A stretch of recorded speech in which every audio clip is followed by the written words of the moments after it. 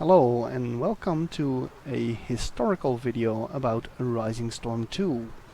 I am at the Battle of Long Tan and I am making this video about the battle because in a few days there will be a movie released which is called Danger Close, the Battle of Long Tan.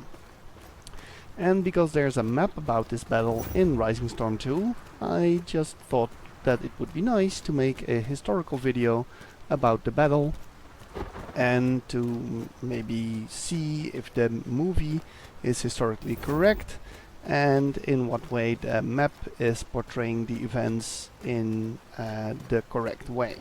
So I did a little research, the sources are in the description, and I'm going to talk about the Battle of Long Tan in this video from a historical perspective. I'm now walking around like the Australian soldier, the Anzac soldier. Anzac is Australian New Zealand Army Corps, and they were deployed to Vietnam in the 1960s to support the Americans in their effort to keep the South Vietnamese government in power and to protect South Vietnam against the communists in North Vietnam, who were actually more fighting for a unified country than to have communism spread all over the world, even though that was what American propaganda was telling everybody back then. So, the Vietnamese in South Vietnam were mostly consisting of Viet Cong warriors, and so this battle here was between the Australians and the Viet Cong soldiers. When you are watching the trailer of Danger Close, the Battle of Long Tan, it focuses mainly on Delta Company and the artillery and air support they received when they were cut off in the rubber plantation, fighting off the Vietnamese. Most characters are Australians, and the Vietnamese, well, what we can draw from the trailer, are just anonymous warriors shooting at Australians. On August the 8th, the movie will hit Australian cinemas. I'm not sure when it will be released to other countries, but in 10 days after the Australian release, it will be 53 years ago that the real battle took place. Now, let's take a look at the battle.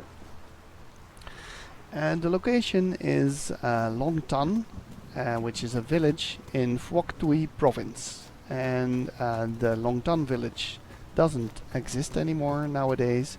So if you want to visit the area, you should go to the city of Ba Ria and then explore the surroundings, because that's where this battle took place.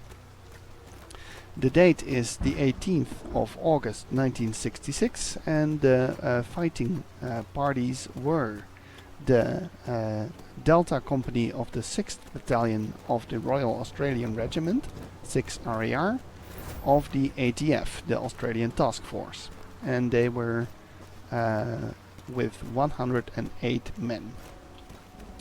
Their opponents were D445 Battalion, about 500 to 600 men from the Viet Cong, and 275th Regiment, which was formed in May 1965 and was consisting of about 1,000 to 2,000 men, which was also from the Viet Cong. If you look it up, then you'll see that Wikipedia states that 275th Regiment was PIVN, People's Army of Vietnam, the North Vietnamese Army. But if you then look up 275th Regiment itself, it states that's Viet Cong. Also, other websites confirm that it was Viet Cong, even though some sources state that People's Army of Vietnam soldiers were part of the battle, but I'm not sure if that was really the case. It's all just a bit guesswork when it comes to where the soldiers came from. So, what happened before the battle actually began? As you can see, we are here in the rain, it's dark, there's a lot of artillery craters, and there's a plantation in the distance over there. But everything doesn't start here. It starts a bit more in that direction, because there was an Anzac base called Nui Dat. And because that base was established, some villages, namely the village of Long Tan and the village of Long Phuoc, had to be removed, and the people who lived there had to be relocated. And this was against what the Viet Cong wanted, because the Viet Cong wanted those revolutionary villages, as they called them, to stay, and they were also wary of the threat that the Anzacs might pose in the area. So they bombarded the base with mortar fire on the 17th of August at 2:43 a.m. in the morning. Almost immediately an Australian counter barrage is conducted, and a B company from 6 RAR is sent out to find the location of the mortars. They spend the remainder of the night and the entire morning searching for tracks, and at midday they are getting company from 2 more companies, Alpha and Charlie Company, helping them in the search. So they are looking for tracks, and they find some, but it's a bit faded, so more searching is needed. B company stays out overnight after having been supplied with food. Early next morning, the 18th of August, B company resumes the search, while Major Harry Smith of D company, Delta company, gets the order to get his men out for another patrol in the surrounding area. And this means that Delta company was still back at Nui Dat. At 11 a.m. D company leaves the base, where preparations for a concert for the troops are in full swing, because the troops were about to get a performance of Call Joy and Little Paddy as part of the R&R policy for the Anzacs. With D company are 3 men of the Forward Artillery Observation Party from New Zealand's 161 Battery. So if you take a look here at the Plantation Edge sector, you can see that there are remainders of mortar pits, and these remainders are portraying the spots where the Vietnamese were mortaring the base of Nui Dat from. So that's a nice little realistic detail. Here you can see another mortar pit, and if you look into the direction over there, there's another one marked with a lantern, which is of course not very realistic, but maybe this is done for gameplay purposes.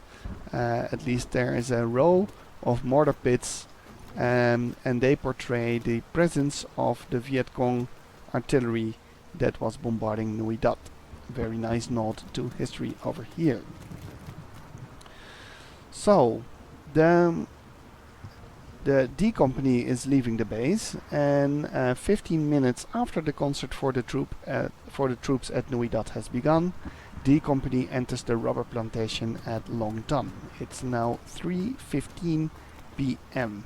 So they go into the rubber plantation like I am now. This is the rubber plantation. These trees over here are rubber trees, and you can see that there are there's some equipment to help in gaining the rubber. Here you can see the little baskets that are catching the dripping rubber, because rubber is inside these trees, It's some like some kind of a juice, and you have to cut the trees with a knife, and then it will flow out of the tree. And if you then catch it in these little things over here, then you can assemble it, gather it, everything, and then you can make rubber out of it.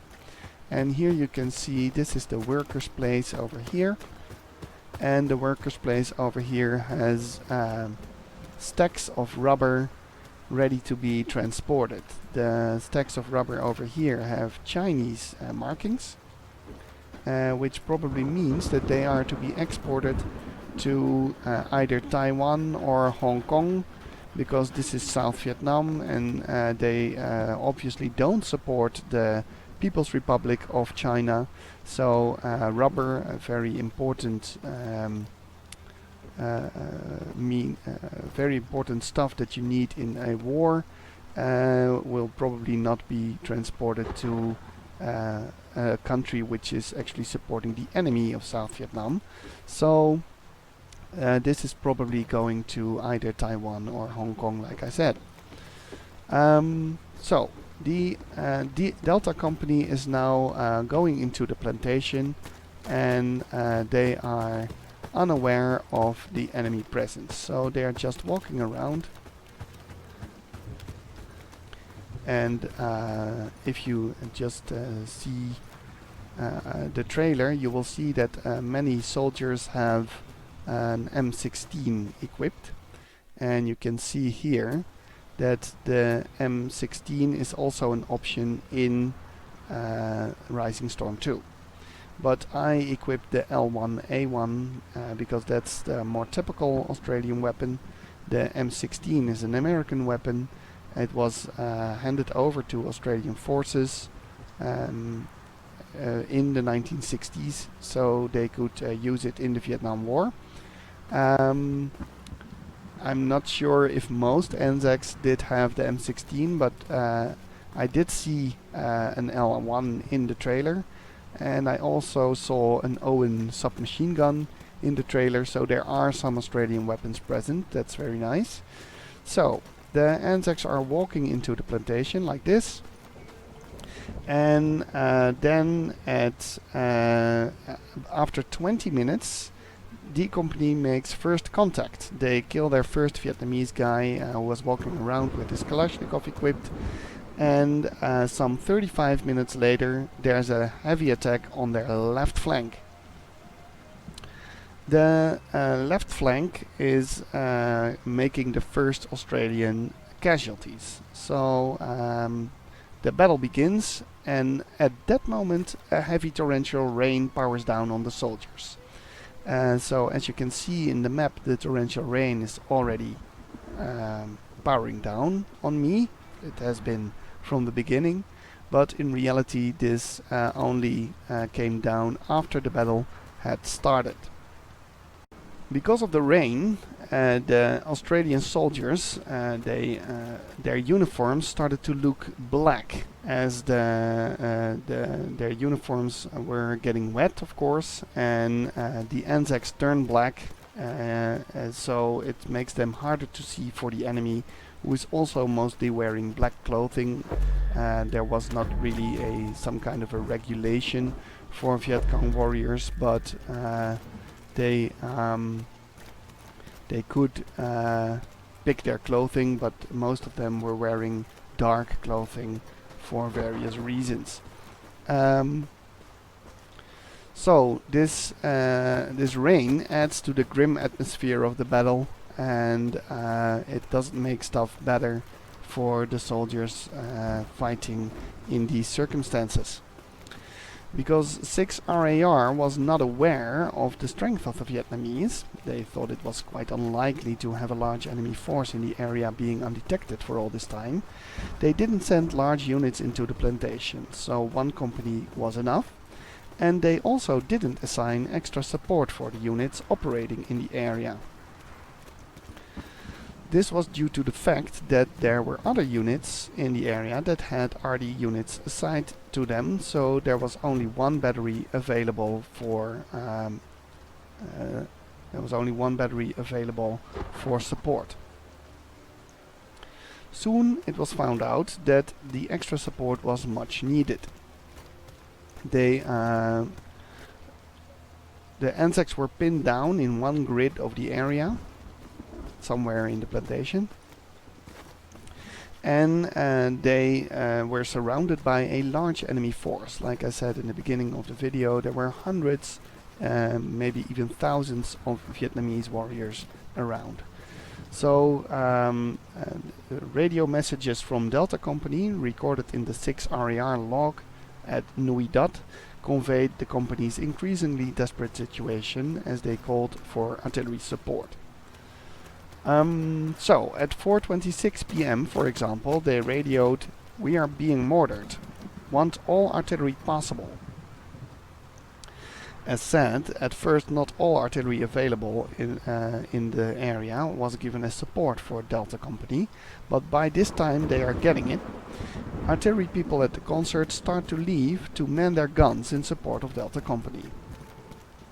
Support grows to be a gathering of or a collection of field batteries. The New Zealand's 161 field battery, as well as the Australian 103 and 105 batteries, and an additional United States artillery battery are all being activated for support of Delta Company. At 4:31 p.m. the Delta Company radios, "Enemy left flank, could be serious." The artillery call-ins are getting closer and closer because the Australians are fighting off double rows of Vietnamese.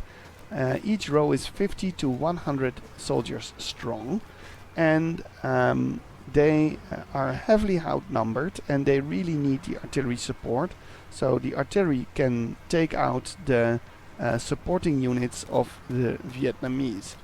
So when the Vietnamese are approaching, and they were actually approaching from this side where I am now, so it looks a bit like the Rising Storm 2 map is inverted when you compare it to reality. But in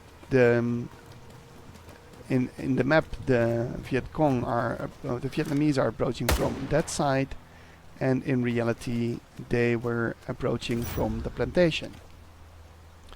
So the Anzacs are down in almost no cover like this, and they have to fight off the first few rows of Vietnamese, and then the artillery will blast at the Vietnamese coming up behind them as support of the front rows.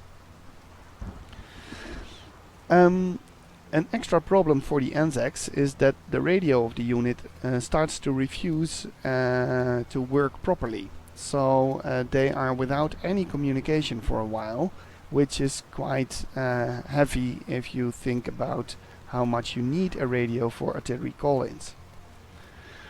The artillery is called really close on the Australian troops, portrayed in the map by these large craters that show how much damage the artillery rounds could do when they landed. In the base, the concert is cancelled. Little Paddy and Cold Joy are dropped off at the chopper pad to be flown back to the main base in the area at Vung Tau. There's one sergeant who sort of kidnaps Cold Joy to drive him away and drink with the soldiers, but Little Paddy departs in the chopper and sees the continuous flash of artillery gun muzzles, which she mistakes for enemy explosions in the camp. Nobody tells her what's going on, and in the meantime D Company is lucky that their radio is restored again. So at 5:01 p.m. they send enemy penetrating both flanks and to north and south, which means they are totally surrounded. 1 minute later they radio in, "Running short of ammo. Require drop through trees." Well, a ammo drop through the trees is always a very risky undertaking, and if you see the circumstances with the rain, it doesn't make it any easier. So you can imagine that this drop is going to take a lot of courage of the pilots, and that's why there's a debate going on in the base at Nui Dat. The air support is not given immediately because the commander of the Royal Australian Air Force refuses to risk his pilots for such a dangerous mission. The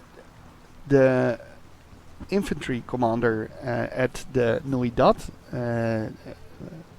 Jackson, says to the commander of the RAAF, "Well, I'm about to lose a company.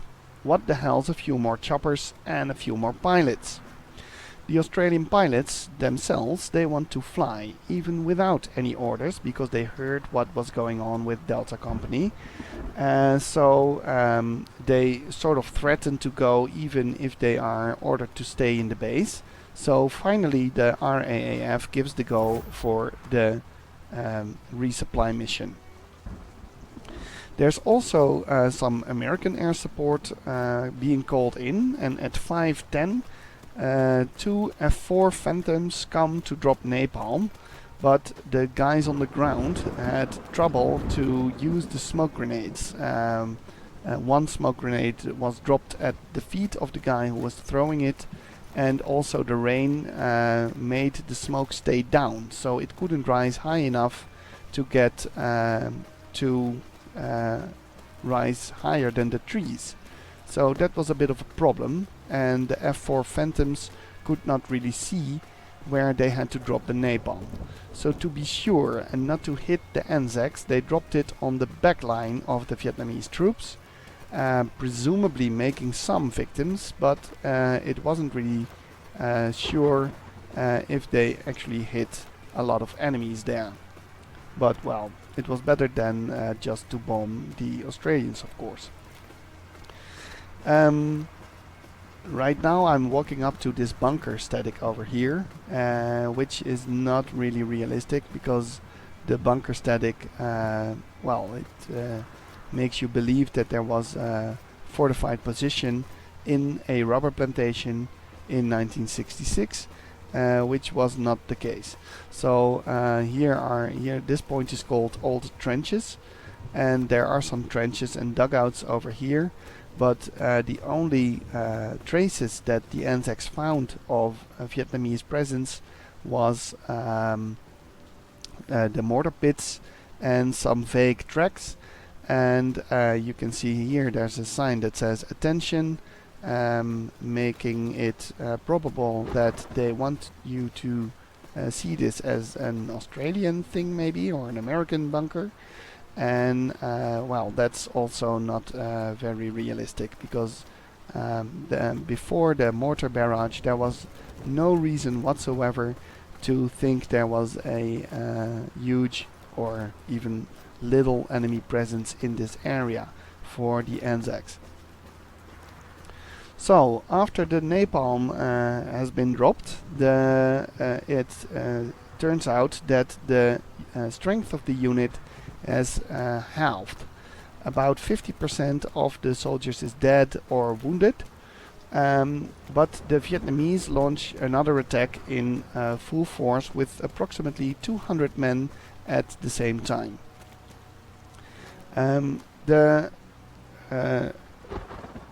The artillery takes out the supporting troops like I described before, so the front rows are being cut down by small arms fire, and the remainder of the Vietnamese, they have to be hit by artillery. Well, as you can see, I'm at an ammo reloading point, which is a nice nod to the ammo drop that was performed in this battle. More about that a little later. The guys are running out of ammo, that's why they need the ammo drop. And while they are fighting off the waves of Vietnamese, They are popping out of covers from time to time to shoot at the Vietnamese, and most Australian casualties were in this phase of the battle, because there were Vietnamese that are down on the ground between their dead and wounded comrades, and they were sniping Australian soldiers as they were appearing in front of them. In the storm, the lightning hits the switchboard of the artillery unit back at Nui Dat, knocking out the communication. So all orders have to be shouted through now, and that's yet another barrier to make this artillery mission very successful. Of course, it makes it even harder to do it correctly. Every available personnel at the base, even the cooks, the drivers and the administration personnel, are now helping out at the artillery units, loading the guns, resupplying the guns with more shells when they are running out, and they want to keep the artillery going for the men of Delta Company. The Delta Company soldiers are now almost out of ammunition, so the artillery briefly holds fire while the RAAF helicopter crews are flying a daring resupply mission. At 6 p.m, despite the heavy downpower restricting visibility and the risk from enemy ground fire, 2 UE helicopters from 9th Squadron RAAF succeeded in dropping boxes of ammo and blankets for the wounded to the company while hovering at treetop level. This was extremely dangerous to hover at such a low altitude because the Vietnamese had RPGs and could easily shoot down a helicopter hovering at the same location if they could get a visual on it. The drop of the ammo crates was so accurate that the men on the ground almost got killed by these crates landing on top of their heads. So the ammo drop was extremely successful for the Australian soldiers, and they were resupplied to get into the fight a little longer. At 6:15 p.m. the artillery restarts the barrages, the choppers leave, and the M113 APCs, which are carrying Alpha Company, are crossing the now heavily swollen creek. The creek is over here, and the M113s are crossing the creek, and they are arriving at the rubber plantation about 10 minutes later. Here we can see the M113 APCs.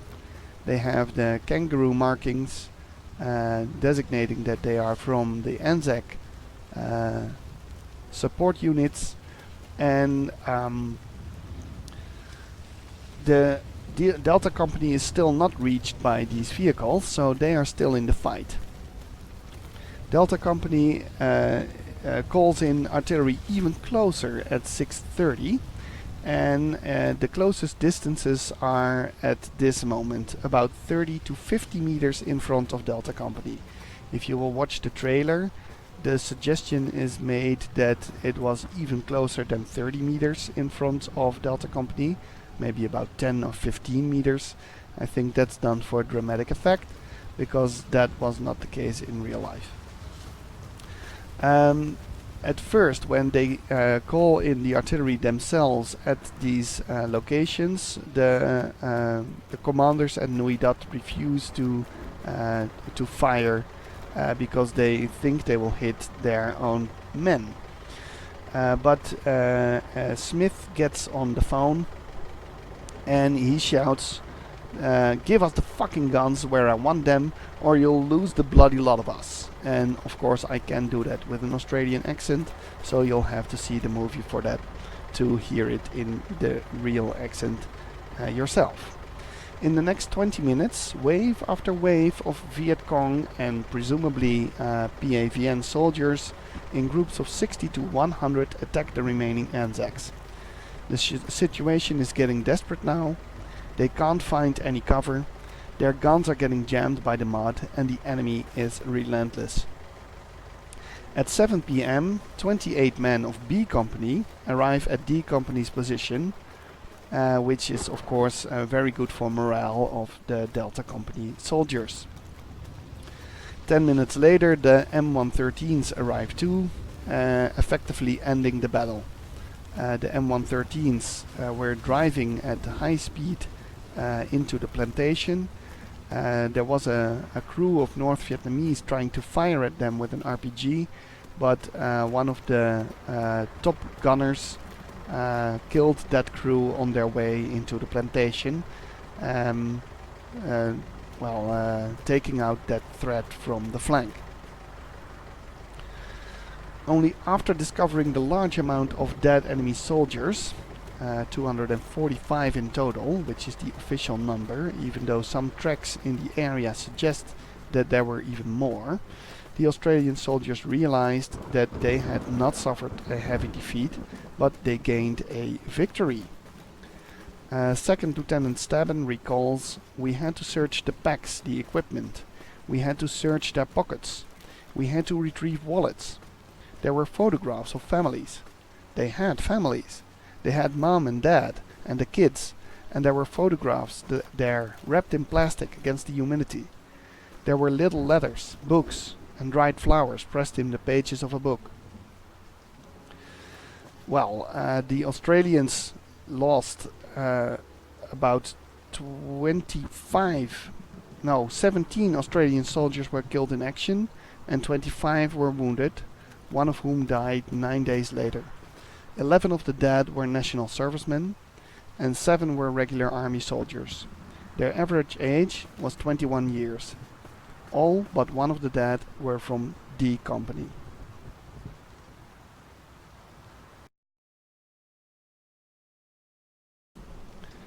While the Australians claimed the Battle of Long Ton as a victory, the victory was claimed by both sides. The North Vietnamese units involved in the battle were awarded medals, and Radio Hanoi reported that the Australian mercenaries, who are no less husky and beefy than their allies, the US aggressors, have proved as good fresh targets for the South Vietnam Liberation fighters, who put out of action 400 Australian mercenaries, thus annihilating 2 full-sized companies, heavily decimated another, set afire 3 M113 armored cars, downed 1 US jet fighter, and captured a great quantity of arms and ammunitions. Well, that was, as we have seen, a bit on the propaganda side, because, well, the armored cars were actually not set on fire. There are no reports on the American reports, after action reports, that there was a jet fighter downed, and the number of Australian casualties was a lot lower than 400. Lieutenant Colonel Nguyen Van Kiem, who was a senior Viet Cong officer in the war and who was not commanding the D445 battalion at Long Ton at the time of the battle, even though some people have stated that he was. He explained the reason for the battle for the Vietnamese. Because the Royal Australian Forces attacked and established their base at Nui Dat, in order to separate the people from our soldiers and to push the revolutionary forces further away, they drained the people and the area to make this a white belt. That means an area under government control. So they evacuated the people of 2 villages, the villages of Long Phuoc and Long Ton, to resettle them in Dat Do, Long Dien and Hoa Long. There it was decided at higher level that D445 had to be prepared for battle. We also wanted them, the Australians, to leave Nui Dat so that we could recover our 2 revolutionary villages of Long Ton and Long Phuoc.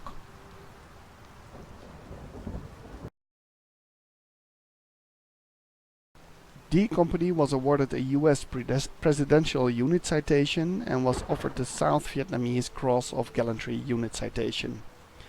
Prime Minister Harold Holt, from Australia, congratulated the Australians for their skill, effectiveness and high courage, which he noted was in the best Australian tradition.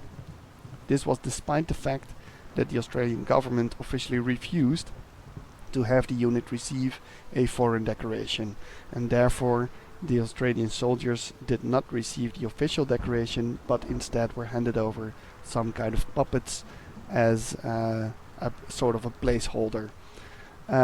Well, afterwards they were making fun of it themselves, which was also being called typically Australian. So, well, that's it for this video. I hope you enjoyed it. Go see the movie. Please tell me if you think if it's historically accurate. Post in the comments if there's something that you missed, or if you have some more info on this battle. And well, thanks for watching and have a nice day.